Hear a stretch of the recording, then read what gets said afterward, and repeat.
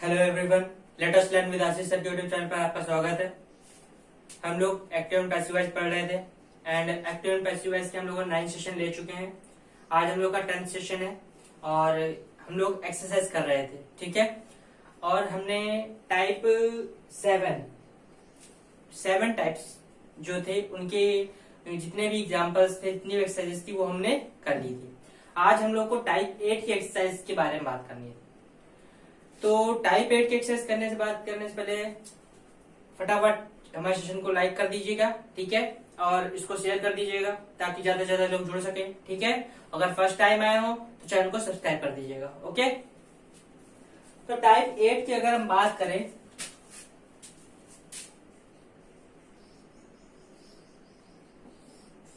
Type 8 हमने क्या बताया हुआ था, अपने अपने कॉपी के पेज पलट लीजिए और देख लीजिए कि हमने क्या पढ़ाया था टाइप 8 में। टाइप 8 में अगर आपको याद होगा हमने पढ़ाया था let, bid, make, hear, help. जब भी ऐसी कोई वर्ड्स आपको वर्ब के तौर पे मिल जाए, ठीक, तो इनके बाद जो भी वर्ब आती है वो इन्फिनेटिव केस में आती है। किस केस में आती है? इन्फिनेटिव केस में आती है, ऑलरेडी इन्फिनेटिव हो जाती है जब भी इनका पैसिव बनाते हैं, ठीक है। और एक चीज बताई थी जिसमें लेट हमने कहा था एक एक्सेप्शन के तौर पे होता है। लेट एक अपवाद होता है। ऐसा क्यों होता है? उसका रीजन होता है जब भी लेट हम यूज करते हैं तो उसके बाद इन्फिनेटिव केस की होती नहीं पड़ती, उसके बाद जो भी वर्ब आएगी वो वर्ब की फर्स्ट फॉर्म ही आएगी, ठीक, मतलब प्रेजेंट फॉर्म ही आएगी, ठीक है। जैसा कि हम लोग रूल नंबर मतलब टाइप 8 के फर्स्ट एग्जाम्पल की अगर हम लोग बात करें,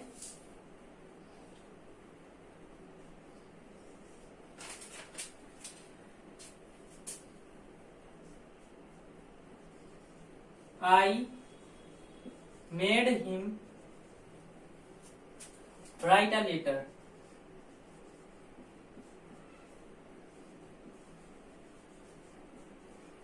ये लिखा हुआ। देखिए इसको हम कैसे बनाएंगे। सबसे पहले हमारा काम क्या होता है? टेंस पहचान। आई मेड हिम, यहां पे देख रहे हो वर्ब की सेकंड फॉर्म है। वर्ब की सेकंड फॉर्म सिर्फ एक ही टेंस में आती है, वो है पास्ट इंडेफिनिट टेंस में, यानी कि टेंस कौन सा है? पास्ट इंडेफिनिट टेंस है। अब ऑब्जेक्ट पहचानते हैं। ऑब्जेक्ट क्या होगा? मतलब किसे लिखने के लिए कह रहा है? उसे, यानी कि हिम को। तो हिम हमारा क्या हो जाएगा? ऑब्जेक्ट हो जाएगा। तो इसको क्या बनाएंगे? सब्जेक्ट बनाएंगे। तो ही, पास्ट कॉन्टिन्यूअस की हेल्पिंग वर्ब आएगी वॉज, फिर मेक की थर्ड फॉर्म क्या होती है? मेड। अब आप देख लो इसके बाद फिर से एक वर्ब आई, राइट, ठीक। तो हमने क्या बताया था कि let, bid, make, her, make, hear, help, ये सब जो वर्ब होती हैं इनके बाद जो भी वर्ब आती है तो किस केस में आती है? इन्फिनेटिव केस में आती है। तो राइट को क्या लिखेंगे? To write a letter by me. तो क्या बनेगा? He was made to write a letter by me. Okay? Understood? Next देखते हैं।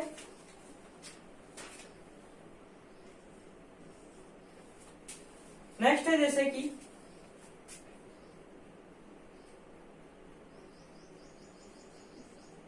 she bade me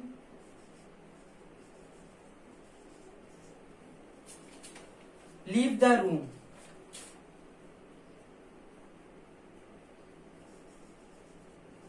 Leave the room. देखिए किसने मना किया? मतलब किसको मना किया? मुझे मना किया। ऑब्जेक्ट क्या है? मी है। यहां पे देख लो बिड की सेकंड फॉर्म क्या लगी है? बेड, यानी कि वर्ब की सेकंड फॉर्म किस में आती है? पास्ट इंडेफिनिट टेंस में। यानी यहाँ टेंस कौन सा है? पास्ट इंडेफिनिट टेंस है। तो वर्ब कौन सी यूज होगी? पास्ट कॉन्टिन्यूअस की। सबसे पहले हम ऑब्जेक्ट को सब्जेक्ट बनाते हैं। आई वॉज, यहां पे थर्ड फॉर्म आएगी बिडन, आई वॉज बिडन। इसके बाद लीव वर्ब है, ठीक है। तो अब यहाँ पे क्या बनेगा, infinitive case, to leave the room by her.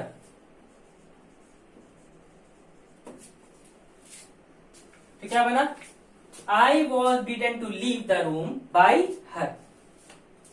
Okay, समझ में आया, इजी था, कोई दिक्कत, बिल्कुल सरल है।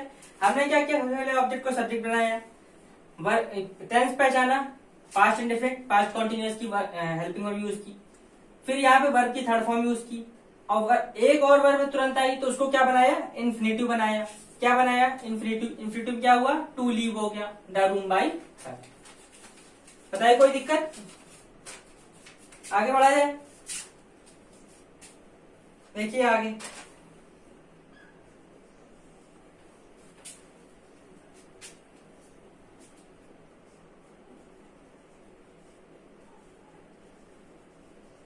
They heard her sing a song. They heard her sing a song. किसको सुना, उसको सुना, हर। तो हर यहाँ पे ऑब्जेक्ट है, तो उसको क्या बनाएंगे, सब्जेक्ट बनाएंगे। सब्जेक्ट क्या बनेगा, सी। वर्ब की सेकंड फॉर्म यूज हुई है, past indefinite tense, past continuous की हेल्पिंग वर्ब was heard। अब यहां पे इन्फिनिटिव केस बनेगा, to sing a song by them.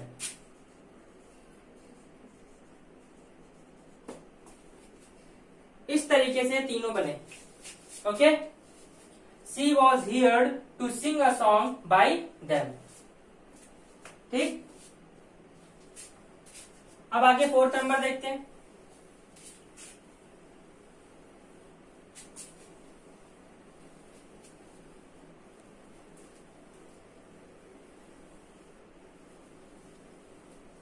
Fourth number देखिएगा,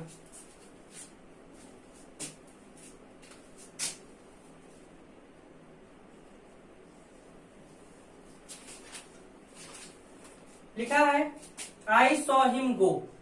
क्या लिखा है, आई सॉ हिम गो। किसको जाते देखा, उसे जाते देखा, हिम। तो हिम का नॉमिनेटिव केस क्या होता है, ही। वर्ब की second form past indefinite, past continuous helping verb was seen. Infinitive case to go by me. क्या बना, he was seen to go by me. Okay, fifth number देखा जाए। Fifth number question है, see let me stay in her home. क्या लिखा है, see let me stay in her home. वो मुझे अपने घर में रुकने की इजाजत दे या रुकने दे। ठीक है, तो देखिए इसको कैसे बनाएंगे। किसको कह रहे हैं, मुझे, तो यहां पे आई आ जाएगा। ठीक है, तो आई पास्ट इंडेफिनिट टेंस है, तो वॉज लेट स्टे। हमने कहा था लेट एक एक्सेप्शन होता है, लेट के बाद अगर कोई भी वर्ब आती है तो वो उसमें कम्युनल इन्फिनिटिव केस नहीं बनता है। ठीक है, तो यहां पे स्टे ही रहेगा। क्या रहेगा, stay in her home by her. तो I was late stay in her home by her. That's an exception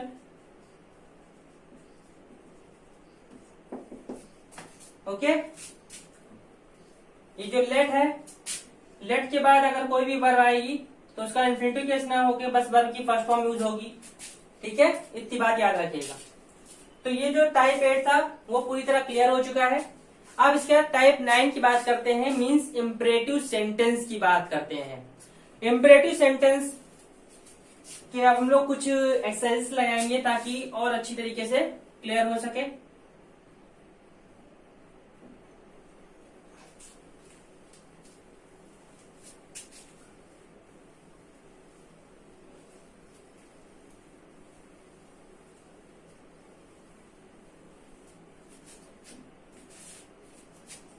type कौन सा है ये? 9। ओके, देखिए पहला क्वेश्चन,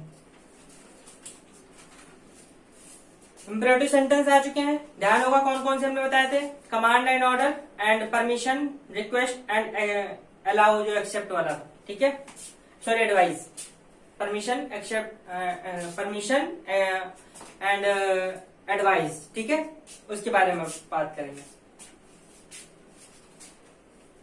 सबसे पहले हम बात करते हैं, पहला नंबर है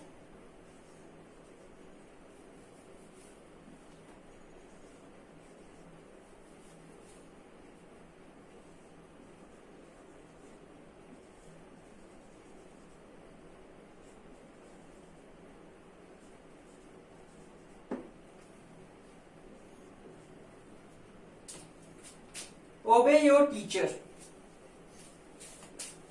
ओबे योर टीचर, देख रहे हो यहाँ एडवाइस दी जा रही है, आपको दी जा रही है एडवाइस कि अपने अध्यापक की आज्ञा का पालन करो। एडवाइस दी जा रही। जब भी आपको एडवाइस दी जाती है तो आपको ध्यान होगा कि आप कौन सी मॉडल्स का यूज करते थे।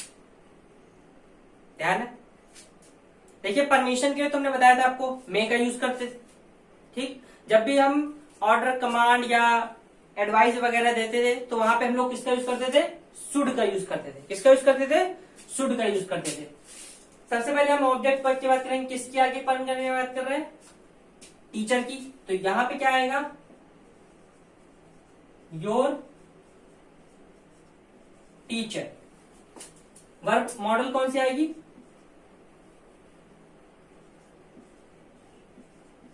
शुड, क्योंकि यहां हम पैसिव वॉइस बना रहे हैं इसलिए बी फॉर्म आना जरूरी है, तो शुड बी। ओबे की थर्ड फॉर्म क्या होती है,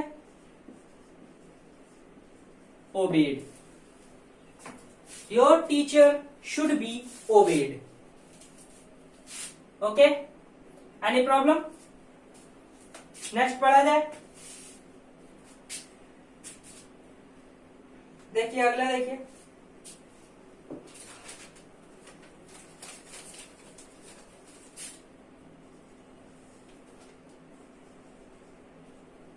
do it as early as possible.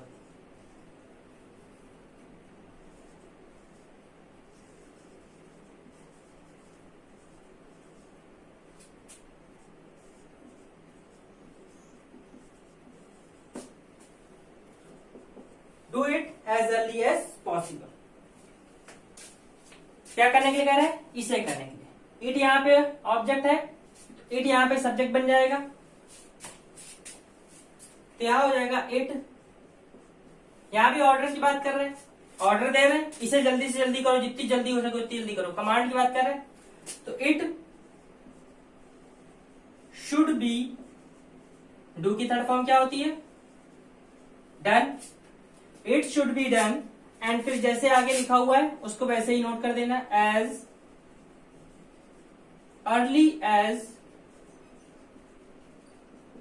Possible. It should be done as early as possible. Okay? Any problem? ASAP means as early as soon as possible होता है। अच्छा, AEAP है।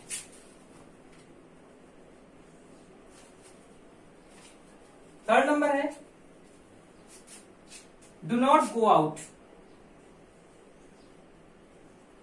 Do not go out, बाहर मत जाओ। देख रहे हो यहाँ कमांड या ऑर्डर दिया जा रहा है, ठीक, निगेटिव सेंस में आ रहा है, तो कैसे करेंगे? ध्यान होगा आपको, हमने क्या बताया था, जब भी ऐसा कुछ होता है जिसमें आपको ऑब्जेक्ट ना दिया जाए, यहाँ पे कहीं ऑब्जेक्ट दिया है क्या, या किसको का अर्थ निकल रहा है? नहीं निकल रहा। जब ऑब्जेक्ट नहीं दिया जाता है तो आप ध्यान करो, हमने क्या बताया था, यहाँ पे क्या लगाते हैं, यू आर ऑर्डर्ड, क्या लगाते हैं, you are ordered.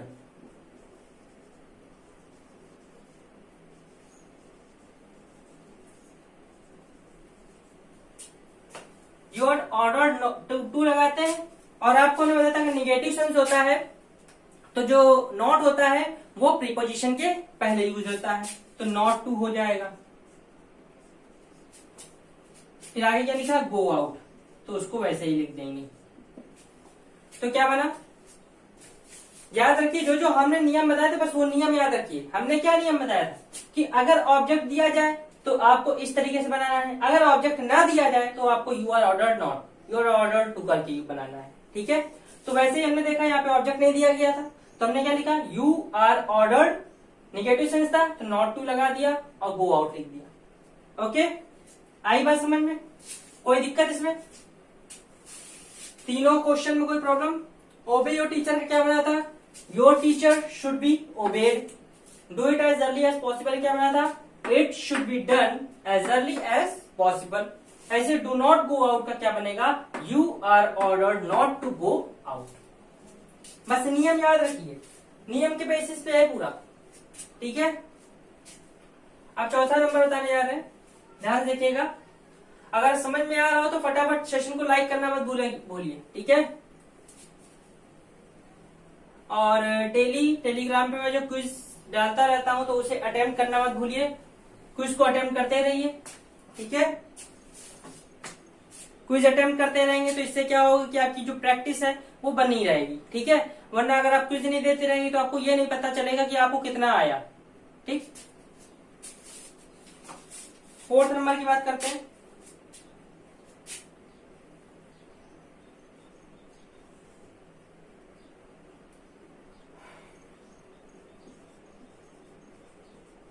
prevent him from going out।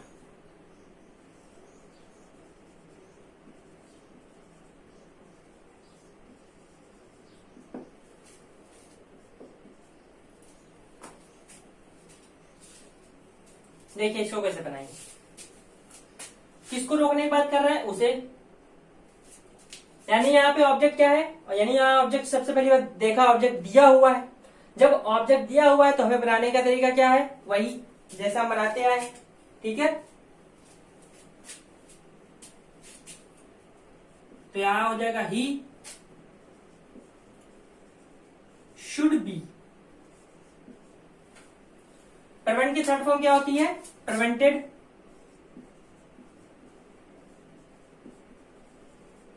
Okay, from going out, from going out. क्या बना, हिम का ही हो गया क्योंकि यहां पे आपको एडवाइस दी जा रही थी, इसलिए यहां पे शुड बी हो गया। प्रिवेंट की third form prevented from going out.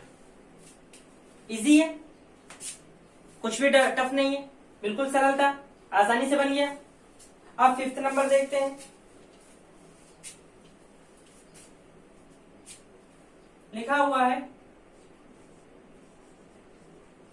Please enter by this door. चलिए इसको कोशिश करिए बनाने की। जब तक हम भी थोड़ा पानी हम ले लेते हैं ताकि डिहाइड्रेशन ना हो।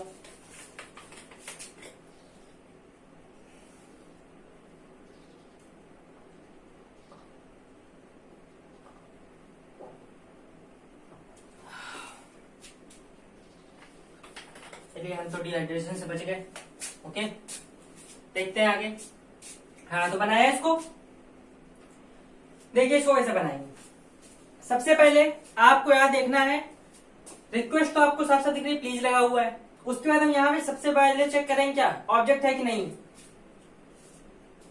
क्या एंटर करने के लिए कह रहे हैं, कोई जवाब है नहीं। किसको एंटर करने के लिए कह रहे हैं, कोई जवाब है नहीं।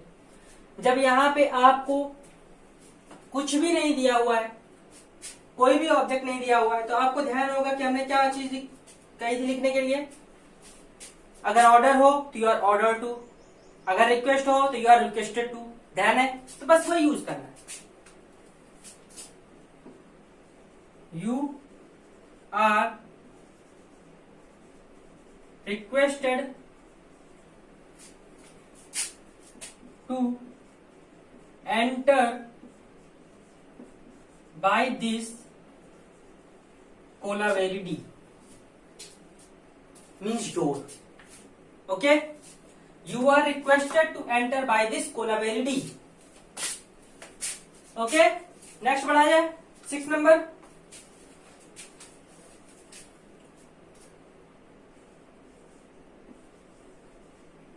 Do not insult the weak।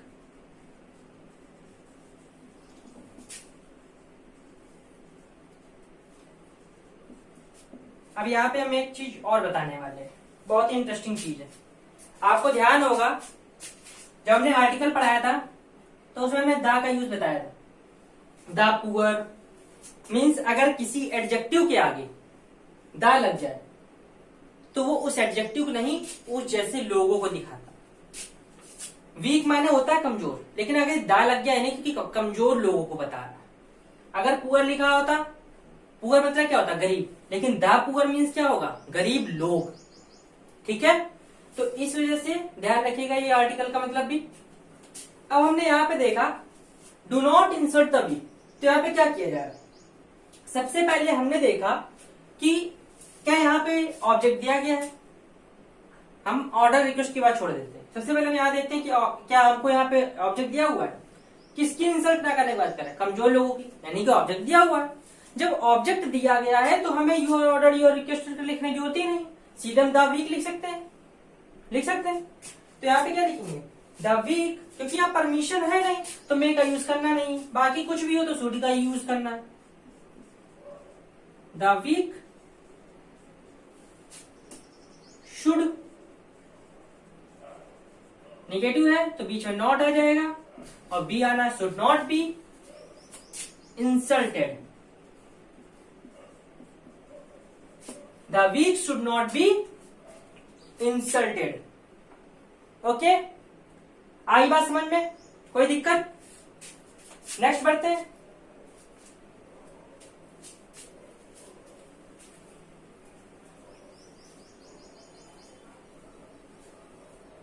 देखिए ये इसमें नियम ज्यादा नहीं होते हैं, इसकी मेन होती है प्रैक्टिस। जितनी ज्यादा आप सेंटेंस की प्रैक्टिस कर लोगे उतना ही ज्यादा आपके लिए बेटर होगा। ठीक है, 7 नंबर की बात करते हैं।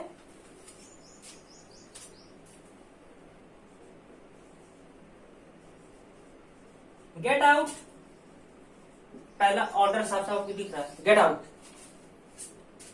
Gate out of the room.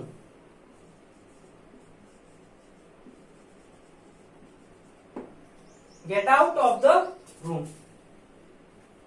Out of the room, room से बाहर निकल जाओ। ऑर्डर दिया गया है, सिंपल सी बात है, ऑब्जेक्ट है नहीं, क्योंकि यहाँ पे क्या है, किसको का अर्थ निकलने का। जब ऐसा होता तो सिंपल सी बात है, आपको क्या यूज करना है, यू आर ऑर्डर्ड।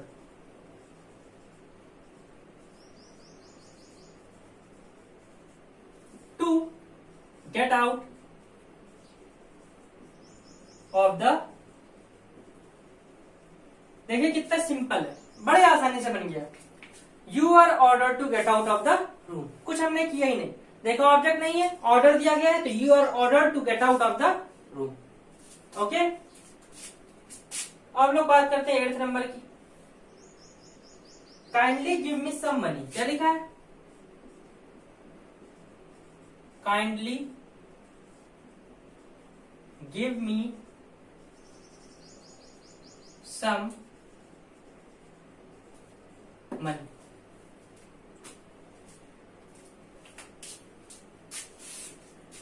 देखिए इसको कैसे बनाएंगे।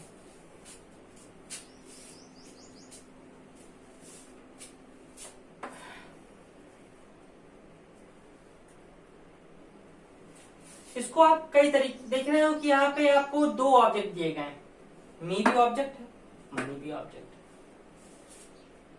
तो इसको एक सब्जेक्ट बनाएं कि इसको सब्जेक्ट बनाएं, बना तो दोनों से सकते हैं। हम यहाँ पे क्या करेंगे, दोनों को ही सब्जेक्ट नहीं बनाएंगे। रिक्वेस्ट हो रही है, सीधे लिखो यू आर रिक्वेस्टेड। क्या लिखेंगे, you are requested.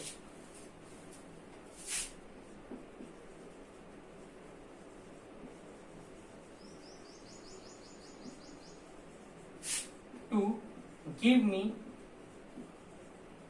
Some money. हो गया, you are requested to give me some money.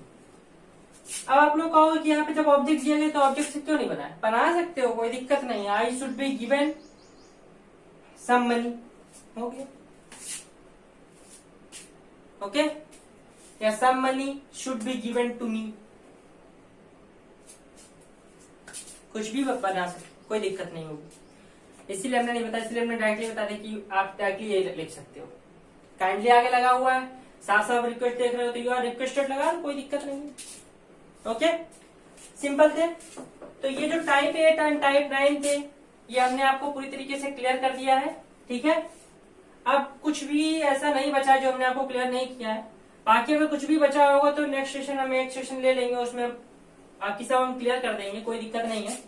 But अब हमने जैसा कि आपसे कहा था कि क्वेश्चन टैग हम पढ़ाएंगे। क्या पढ़ाएंगे, क्वेश्चन टैग, ठीक है। एक दिन का सेशन लेंगे, बस 1 या 2 दिन का, ज्यादा नहीं लगेगा, 1 या 2 दिन, मुश्किल से 1 या 2 दिन क्वेश्चन टैग आपका कंप्लीट हो जाएगा। फिर हम आपको क्या पढ़ाएंगे, direct indirect, okay. Parts of speech complete करने, पार्ट्स ऑफ स्पीच कंप्लीट हो जाएगा, ठीक है। एंड और कुछ तो बचा नहीं है, फिर आगे देखेंगे। नाउन प्रोनाउन हम पढ़ा ही चुके हैं, वर्ब पढ़ा चुके हैं, एडजेक्टिव, एडवर्ब, प्रीपोजिशन शायद नहीं पढ़ा है तो प्रीपोजिशन हम कंप्लीट कर लेंगे। फिर प्रीपोजिशन, कंजंक्शन, यही 2 चीज बचती हैं, ये 2 चीज कंप्लीट करेंगे। फिर कुछ ऐसी चीजें हैं, मॉडल्स वगैरह हैं, वो आप कंप्लीट करेंगे। इस तरीके से आपको पूरी ग्रामर सेशन है वो पूरा आपका कंप्लीट कर देंगे, ठीक है। तो आज के सेशन हम लोग यहाँ पे खत्म करते हैं। हमारे से जुड़ने के लिए थैंक यू।